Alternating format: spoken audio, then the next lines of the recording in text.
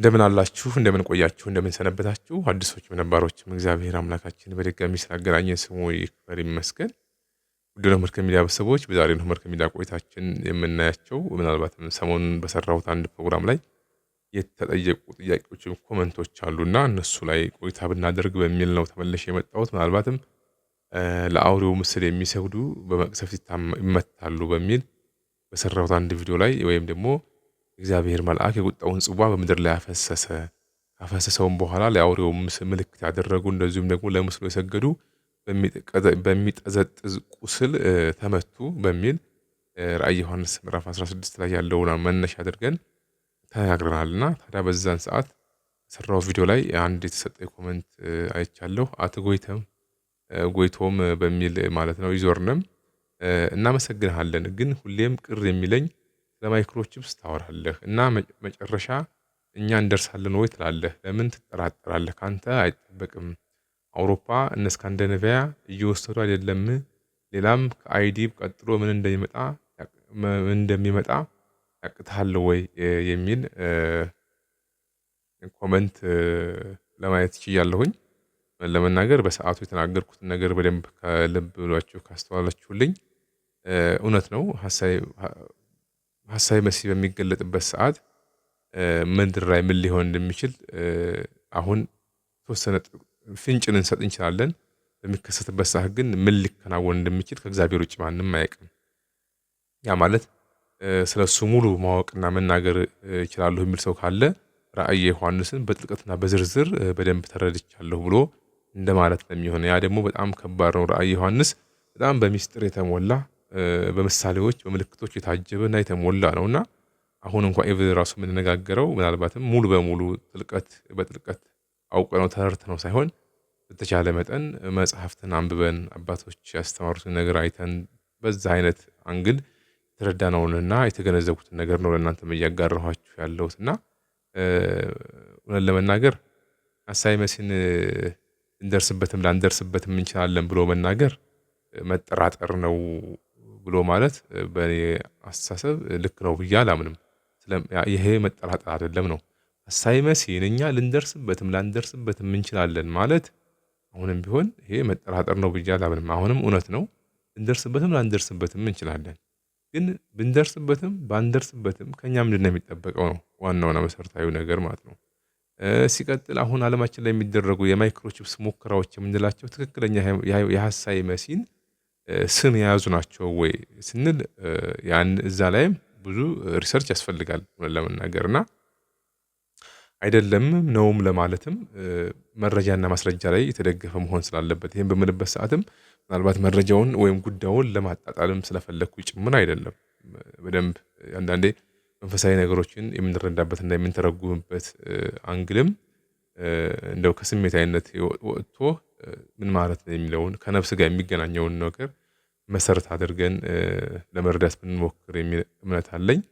ዞሮ ዞሮ ግን ሐሳዌ መሲህ በስጋ የሚገለጥበት ዘመን ማለት ነው። እንግዲህ እሱ መቼ ነው? ሐሳዌ መሲህ ስጋ ለብሶ ሙሉ በሙሉ ሳጥናኤል ተዋህዶት የሚገለጥበት ዘመንና ሐሳዌ መሲህ ከመገለጡ በፊት መንገድ ጠራጊዎቹ ለሐሳዌ መሲህ ምቹ የሆነ ሲስተም እና ዓለምን በቁጥጥሩ ስር አድርጎ የሚገዛበትን መንገድ የሚሰሩ ሰዎች ሁለት አይነት አካላት አሉ። እንግዲህ እኔና እናንተ አሁን ያለንበት ዘመን ለቁጥጥር ወይም ደግሞ መንገድ ጠራጊዎቹ ያሉበት ዘመን ያለ ነው እንጂ ሐሳዌ መሲህ አልተገለጠም። መቼ ይገለጣል? እሱን አናውቅም። መድኃኔዓለም ነው የሚያውቀው፣ ከሁላችን የተሰወረ ስለሆነ ማለት ነው። የእሱ መገለጥ አለመገለጥ እኛም ሊያስጨንቀን አይገባም። እውነት ለመናገር እኛ በእምነታችን ጠንካሮች ከሆነን ከኛ የሚጠበቀውን ዘይታችንን ይዘን መብራታችንን እያበራን ሙሽራውን መጠበቅ ነው ከኛ የሚጠበቀው እንጂ ከሐሳዌ መሲህ የበለጠ ሌላ ኃይል ራሱ ቢገለጥና ቢመጣ ሊያስጨንቀን አይገባም። ብዙ ነገሮች ሊከናወኑ ይችላሉ፣ ግን የምናያቸው ምልክቶች ግን አሉ። መሬታችን ላይ ምድራችን ላይ ሙከራዎች አሉ፣ ዓለምን በማይክሮቺፕስ የመቆጣጠር እንቅስቃሴ ማለት ነው። ስለዚህ ያን ጊዜ ልንደርስበትም ላንደርስበትም እንችላለን ብሎ መናገር እንደ መጠራጠር መቆጠር አለበት ብዬ አላምንም። እንደ እንትን ማለት አሳማኝም አይደለም ብዬ ስለማምን ነውና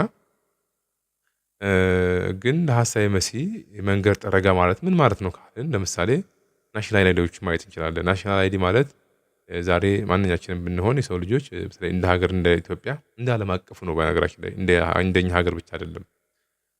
ናሽናል አይዲ የሌለው ሰው ዛሬ ገቢዎች ሄዶ ከንግድ ፍቃድ ጋር የሚገናኙ ኬዞችን ለመፈጸም ይቸገራል። ባንክ ላይ አሁን በቅርብ ጊዜ የመጣ አገልግሎት ነው። እንግዲህ ቴሌ ላይ አሁን ብዙ ነገሮችን ስናያቸው ከእንደዚህ አገልግሎት ከሚሰጡ ነገሮች ውጪ መሆን የማንችልባቸው እንዳንሆን እየተደረጉ ያሉ ናቸው። ይሄንን ስል ግን አሁንም ኢትዮጵያ ኢቭን ራሱ ከነዚህ ጉዳዮች ውጪ መሆን ትችላለች ስንል መሆን አትችልም ነው። ነገሩ ሁሉ ዓለም አቀፋዊ ነው። ሁኔታው ሁሉ እንቅስቃሴው ማለት ነው። ለምን የኢንተርኔት ዓለም በተለይ ከመጣበት ሰዓት ጀምሮ ዓለም ግሎባላይዜሽን የሚባለውን በተግባር እየኖረ ነው ያለው ነው። ግሎባላይዜሽን ማለት የኢንተርኔት ዓለም ነው። ለምሳሌ ኢንተርኔት ማለት ኮምፒውተርን ተጠቅሞ ዓለም አቀፍ የሆነ የመረጃ ልውውጥ ስርዓት ነው ባጭሩ። ስለዚህ ኢትዮጵያ ውስጥ የሚከሰት ነገር አሜሪካ ላይ፣ አሜሪካ የሚከሰት ነገር አውሮፓ የሚከሰት ኤዥያ የሚከሰት አፍሪካ ላይ ማንኛውም መረጃ ዛሬ በቀላሉ ማንኛውም ሰው እጁ ላይ መረጃ አለው። ያ ማለት ግሎባላይዜሽን አንዱ ያመጣው ውጤት ነው። ይሄ ጥቅም የለውም ያለው ግን በመጨረሻ ጉዳትም የለውም ያው አለው። ከዛ የበለጠው ግን በዋናነት ሶስተኛው ነገር ሰዎችን የመቆጣጠሪያ መንገድ መሆኑን መገንዘብ አለብን ነው። እንደዚህ አይነት ነገሮች ሶፊስቲኬትድ የሆኑ ነገሮች ለሐሳዊ መሲ ዓለምን ለመቆጣጠር በደንብ ይመቸዋል ነው ባጭሩ። መንገድ መጥረግ ማለት ያ ነው። ለምሳሌ አሁን ከረንትሊ ባለንበት ሲስተም የሰው ልጆችን ከሰርቪስ ወይም ከአገልግሎቶች ጋር ማገናኘት ነው። ማገናኘት መጨረሻው ግን ሰዎችን ከሐሳዊ መሲ ጋር ማገናኘት ነው። ምን ማለት ነው? ለምሳሌ ናሽናል አይዲን ተጠቅሞ ሰው ዛሬ አገልግሎት ማግኘት ይችላል ነው። በቀላሉ የሰው ልጅ ዛሬ ናሽናል አይዲን ተጠቅሞ አገልግሎት እንዲያገኝ ያስችለዋል። ናሽናል አይዲ ከሌለውስ አገልግሎት ማግኘት አይችልም። ለምሳሌ ይቀርበታል ማለት ነው። ስለዚህ ይቅርብኝ ማለት ይችላል። ሐሳዊ መሲ ሲመጣስ አገልግሎት ከማግኘትና ካለማግኘት አይደለም መጀመሪያ የሚመጣው ጥያቄ። መጀመሪያ ለኔ አገልግሎቱን ለማግኘት አሁን ለምሳሌ አገልግሎት ለማግኘት ምንድነው የሚጠይቀው? ናሽናል አይዲ ይጠይቃል። አሁን ሐሳዊ መሲ የሚገለጥበት ሰዓት ግን ናሽናል አይዲውን ሲጀመር ለማግኘት የሐሳዊ መሲ ተከታይ መሆን አለብህ ነው። ከተግባባን ማለት ነው። አሁን አገልግሎት ለማግኘት ሐሳዊ መሲን ተከተል አልተከተል የሚልህ ተቋም የለም። እንደዛ በዛ ደረጃ የሚወራበት ሁኔታም አይደለም ያለው። የሀገራት መሪዎች በማወቅም ይሁን ባለማወቅ ይሄን ጉዳይ ያደርጋሉ። እነሱ የሚያስቡት ከቴክኖሎጂ አንጻር፣ ከስልጣኔ አንጻር፣ ሀገራትን ከፍ ከማድረግ አንጻር ብለው ነው በዛ ደረጃ ሊነግሯችሁ የሚችሉት። በማህበራዊ፣ በፖለቲካዊ፣ በኢኮኖሚ ካለው ፋይዳ አንጻር በሚል ትርጉም ነው ተቋማት ይሄንን ጉዳይ ትርጉም ሰጥተው የሚሰሩበት ነው። ስለዚህ ሲቪሊያንስ ማንኛውም ማህበረሰብ አንድ አገልግሎት ለማግኘት ናሽናል አይዲ ሊኖረው ይገባል። የቴሌብር አገልግሎት ሊኖረው ይገባል። ለምን ቴሌብር ካልተጠቀም ምንም አይነት ክፍያ ከቴሌ ጋር የሚገናኙ ነገሮችን ማግኘት አትችልም ነው። አሁን ሐሳዊ መሲ ሲገለጥ ግን መጀመሪያ አገልግሎቱን አይደለም ቀርቶ ናሽናል አይዲውን ለማግኘት መጀመሪያ የሐሳዊ መሲ ተከታይ መሆን አለብህ ነው። የሱ ተከታይ ካልሆን የአውሬው ስም ወይም የስሙ ቁጥር ከሌለህ መሸጥ መለወጥ አትችልም የሚለው ሁለተኛው ስቴፕ የሚመጣው እዚህ ጋር ነው። ስለዚህ ከረንትሊ አሁን ማይክሮቺፕስ እየተባለ የሚነገረው ነገር ራሱ ሙከራዎች ናቸው እንጂ ትክክለኛው የሐሳዊ መሲ ቺፕስ ወይም ምልክት አይደለም ነው። ይሄንን በደንብ መረዳትና መገንዘብ ያለብን ይመስለኛል። በዛ ደረጃ ካልተገነዘብነው ነገሩን ሁሉ የሰይጣን አድርገንም እንዳናይም ስጋት ጭምር ስላለኝ ነው። ግን ያንን እውን ለማድረግ እየተሰራ አይደለም ወይ? ያው እየተሰራ ነው። በዓለም አቀፍ ደረጃ የተሰራበት ነው። ምንም ጥርጥር የለውም። ይሄ ቃልም ጭምር ስለሆነ ማለት ነው። ግን ከኛ ምን ይጠበቃል ነው? ዝግጅት ነው። ምን አይነት ዝግጅት? ሃይማኖታዊ ዝግጅት ነው። ሃይማኖታዊ ዝግጅት ማለት ነው ለስጋችን ለነፍሳችን የሚጠቅመውን በንስሐ ሕይወት ማመላለስ፣ ወደ ሚስጥራት መቅረብ። ታውቁታላችሁ ምን እንደሆነ ቤተክርስቲያን ሁሌ የምትናገረው እሱም መተግበር ነው። ዓለም የራሱን ስራ ይሰራል፣ እኛም የራሳችንን ስራ መስራት ነው። በዚህ መልኩም እኛም እንደ ኖህ መርከብ ሚዲያ በዚህ መልኩ ቁም ነገር ያዘለ ፕሮግራም የምናዘጋጀው ሰዎች ቢያንስ እንዲነቁ እንዲዘጋጁ ለማድረግም ጭምር ማለት ነው። በየትኛው በኩል ሁሉም በየዘርፉ መስራት ነው ያለበት ነው። ሁሉም በሚያውቀው በተረዳው የራሱን አስተዋጽኦ ማድረግ ማለት ነው። ያንን ታሳቢ ያደረገ ፕሮግራም ነው እኔም በግሌ እያደረኩ ያለሁት እና ስለዚህ ሐሳዊ መሲን እንደርስበታለን አንደርስበት እንችላለን ብሎ መናገር እንደ መጠራጠር እንደ ጥርጣሬ አይቆጠርም። ሐሳዌ መሲህ ይገለጣል። መቼ አናውቀውም፣ ጊዜውን ነው። የተጠራጠርኩት ሐሳዌ መሲህ ስለመገለጥ ስላለመገለጡ የሚለውን አይደለም። ጥርጥር እዛ ላይ የለኝም። ሐሳዌ መሲህ እንደሚመጣ ባለራእዩም ቀድሞ ስለነገረን ማለት ነው። እንደርስበታለን ወይ አናውቅም፣ አንደርስበትም ወይ አናውቅም። እሱን እግዚአብሔር ነው የሚያውቀው። ስለሱ ዛትማች እኛ መጨነቅም ሁሉ ያለብን አይመስለኝም። ራሳችን ላይ ስለመስራትና ስላለመስራት እሱ ላይ ነው መጨነቅ ያለብን። ስለዚህ ያንን ታሳቢ ብናደርግ ነው የምለው። ሐሳዌ መሲህ የሚገለጥበት ሰዓት ምናልባት አሁን ከምናያቸውና ከምንሰማቸው ነገሮች ሁሉ ዳይናሚክ ሆነ ሽፍት ይኖራል ዓለማችን ላይ። ነገሮች ሁሉ ሶፊስቲኬትድ በሆነ የቴክኖሎጂ ሲስተም ሁሉ ነገር በሲስተም ነው ረን የሚደረገው ነው። በሲስተም ረን ይደረጋል። ያንን ነገር ደግሞ በእጁ ያስገባዋል ነው እሱ። ለምን ሳጥናኤል ነው እሱ ላይ የሚቀመጠው በነገራችን ላይ አይደለም። ሳጥናኤል ዓለምን ይቆጣጠራል ነው፣ የዚህ ዓለም ገዢ ተብሏል። ይህን ስላችሁ ግን ዘመናችን ያለንበት ዓመተ ምህረት አይደለም፣ ያው ዓመተ ምህረት ነው። ምንም ጥርጥር የለውም። ያለንበት ዘመን ዓመተ ምህረት ነው፣ የምህረት ዘመን ነው። ግን ደግሞ የመጨረሻው ዘመን ተብሎ የተነገረለት ዘንዶ ታስሯል፣ ግን የሚፈታበት ዘመንም አለ። በሚፈታበት ዘመን ደግሞ በዛ አይነት መልኩ ቴክኖሎጂው መሰረት አድርጎ ዓለምን ይቆጣጠራል። አዎ በዛ እንስማማለን። ስለዚህ ማይክሮቺፕሶች አሁን በክትባት መልኩ አድርጎ በተለያየ አይነት መልኩ አድርጎ ቴክኖሎጂን መሰረት ያደረገ ብዙ አይነት ነገሮች እየተካሄዱ ያሉ ነው ያሉት። እነኚህ ነገሮች ምናልባት ሳይድ ኢፌክት የላቸውም፣ ያው አላቸው። ምንም ጥርጥር የለውም። ምናልባት ወደ ሁለተኛው ኮመንት ስንሄድ የምናገኘው ያንን መሰረት ያደረገ ጥያቄ ነው። ምናልባት ብናየው ደስ ይለኛል።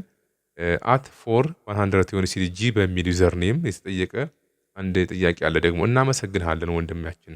ጥያቄ ያለኝ አንድ ሰው የአውሬውን ቁጥር ተቀበለ ሲባል ሳያውቀው በማታለል ለበሽታ ክትባት፣ ለኮሚኒኬሽን ቴክኖሎጂ ወይም ለሕክምና ሆስፒታል በተኛበት በድብቅ ቢቀበልበት የአውሬውን ቁጥር ተቀበለ ይባላል ወይ የሚል ጥያቄ ነው። እኔ እንግዲህ አይደለም ነው የምለው። አንደኛ ባለማወቅ እናንተ ሳታውቁት የሚደረግባችሁ ነገር ልክ አንድ ሰው በአንድ ሰው ላይ መተት ቢፈልግ ያንን አስመታች ወደ እናንተ መንፈስ ቢልክባችሁ ያ መንፈስ እናንተ ጋር ቢገባ ያንን መንፈስ እናንተ አይደላችሁም ወደ ውስጣችሁ ስባችሁ ያስገባችሁት።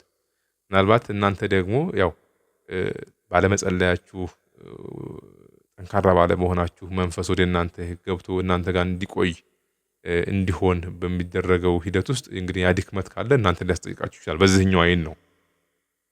ማይክሮቺፕሱ ግን እናንተ ሳታውቁ ያደረጋችሁን ነገር እናንተ እንዳደረጋችሁ ተደርጎ ይሄ የሚያስጠይቅ አይደለም። ሁላችንም የምናውቀው ሰው ባላወቀው ነገር እንዴት ነው ይሄ ሊሆን የሚችለው? ስለዚህ በብዙ ነገር በክትባት በምንም ሳታውቁት ሊደረግ ይችላል። ግን መቼም ቢሆን መገንዘብ ያለባችሁ ነገር ልክ ሰማዕቱ ቅዱስ ጊዮርጊስ ታስታውሳላችሁ አይደለ? ለሰማዕትነት እያቀረቡት መርዝ ቀላቅለው ሲያጠጡት ሲያማትፍበት በስመ አብ ወልድ ወመንፈስ ቅዱስ ብሎ ሲለው ያረክሰው ነበረ። አሁንም ቢሆን ዓለማችን ላይ እኛ ከምናውቀው እግዚአብሔር ራሳችንን እንጠብቅ እንችላለን። ግን ከማናውቀው እልፍ ጥላት ደግሞ እግዚአብሔር ይጠብቀናል። በዚህ ተጨማሪም ደግሞ እኛ ራሳችንን በተለይ ኦርቶዶክሳውያን እህቶቼ መጸለይ፣ ጸበሉን፣ እምነቱን መጠቀም እንዳይነ ነገሮችን ያረክስልናል ማለት ነው እንጂ ጥላቶቻችን ዲያብሎስ የማያመጣብን የማይቆፍረው ድንጋይ ጉድጓድ የማይፈነቅለው ድንጋይ የማያጠምደው ወጥመድ የለም እኛን ለማስተናከል። ስለዚህ ይሄን የጠየቅህ እህቴ ወይም ወንድሜ እኛ ማይክሮቺፕስ የአውሬው ቁጥር አደረግን ተብሎ አይባልም ነው ባጭሩ። እንደ አይነት ስሜቶች ካሉም ወደ ቤተክርስቲያን ነው መሄድ ያለብን። ንስሐ መግባት፣ ወደ ሚስጥራት መቅረብ፣ ወደ ቁርባኑ ማለት ነው፣ ወደ ጸበሉ፣ ወደ እምነቱ ስናደርግ ይከሽፋል ነው። የጊዮርጊስን መርዝ ያከሸፈ አምላክ ከልባችን ከሆነ እኛ ጋርም ያለውን ያከሽፈዋል። ስለዚህ በዛ ታሳቢ አድርገን እንደ አይነት ግንዛቤ ቢኖረን ለማለት ነው። እውነት ለመነጋገር የሐሳዌ መሲህ በሚገለጥበት ሰዓት ሰው ልጆች የሚያደርጉት ማይክሮቺፕስ ራሱ አሁን ላይ መሬታችን ላይ እየተደረጉና እየተሰሩ ያሉ ለሙከራ እየተሰሩ ያሉ ማይክሮቺፕሶችም ኢቭን ራሱ ፍጹም አይገናኙም። በጣም የተለያዩ ናቸው። ምናልባት ካለን ጊዜ አንጻር እሱን መጀመሩ አግባብ ላይ ሆነ ይችላል። ማይክሮቺፕሱ እንዴት ይሰራል? ለምን ይሰራል? የት ላይ ይቀበራል? ለምን ግንባር ላይ ነው ሆነ ምናምን ከዚህ በፊትም ሰርቼበታለሁኝ። ዞሮ ማይክሮቺፕስ ማለት ወይስ ኤሌክትሪካል ሰርኪዩት ነው ውስጣችን የሚቀበረው። በነገራችን ላይ እንኳን ይሄ አይደለም ቀርቶ ሴቶቻችን የወሊድ መቆጣጠሪያ ብለው እንኳን ሰውነታቸው ውስጥ ሲያስቀብሩ ምን አይነት ሳይድ ኢፌክት እንዳለው ለእናንተ መልሱን ተዋዋለሁኝ። እንኳን ማይክሮቺፕስ አይደለም ከሃይማኖታዊ አንጻር ኢቭን ተዉትና ከስጋዊ ህይወታችን እንኳን በእኛ ላይ የሚያመጣብን ሳይድ ኢፌክት በጣም በርካታ ነው። ማይክሮቺፕሶች እኛ አውቀንም ይሁን ሳናውቅ ሰዎች ቢያደርጉብን እንኳን እኛ ላይ ግን ሳይድ ኢፌክት አያመጣም እያልኳችሁ አይደለም፣ ያመጣል። ግን ያን የምናከሽፍበትን መንገድ የእምነታችን ትሩፋት የሆነውን እየተጠቀምን ጸሎቱን፣ እምነቱን፣ ድርሳናቱን በቃ ቤተክርስቲያን እግዚአብሔር የሰጠንን አጠቃላይ ጸጋ ሀብቶች ተጠቅመን ከዛ ራሳችንን መጠበቅ ግን ከሁላችንም ይጠበቃል የሚለው መልእክት መሰመር ያለበት ነው ብዬ አምናለሁ። ስለዚህ የነበረን ቆይታ ይሄን ይመስላል። ስለዚህ አሁንም ቢሆን ወደፊትም ብዥታ ካለ ጥያቄዎች መጠየቅ ይቻላል። እኔ የማውቀውን ነገር ለመለስ ዝግጁ ነኝ። በድጋሚ በሌላ ሀሳብ በሌላ ርዕሰ ጉዳይ ተመልሰን እስከምንገናኝ መልካም ቆይታ እንዲሆንላችሁ ምኞቴ ነው። ይቆየን።